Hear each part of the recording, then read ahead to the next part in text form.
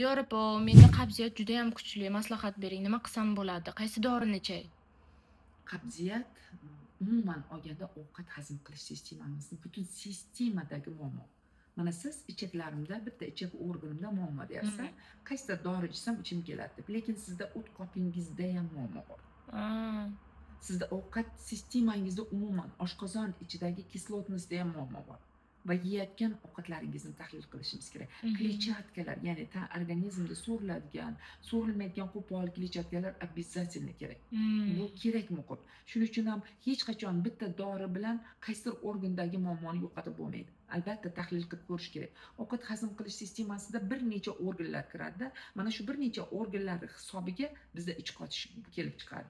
Biz ich qotish bilan sana choylar, yana nimadir ichni yumshatuvchi qilasiz, lekin butun tanangizda bitta sistema qiynalyapti.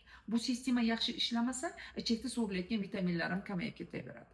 Shuning uchun meni tavsiyam sizga ovqat sistemangizda oshqozon ichkarisidagi kislotnost, o't qopingizdagi holat, jigarni holati, parazitlarni hammasini ko'rib chiqib, to'g'ri tahlil qo'yib ishlansa, ham organlaringiz, ham ichagingiz yaxshilanadi. Buni ta'sirida ichakda so'riladigan hamma A, E, K vitaminlari to'laqonli sizda so'rila boshlaydi. Hatto vitamin D ham so'rilmaydi to'laqonli.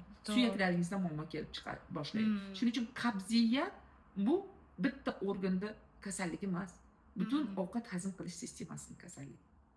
Agar meni yordamim kerak bo'lsa, kelsangiz bioanalizatorda ko'rikdan o'tib, sekin-sekin bu salomatligingizdagi muammoni yechimini topishga yordam beraman. Rahmat.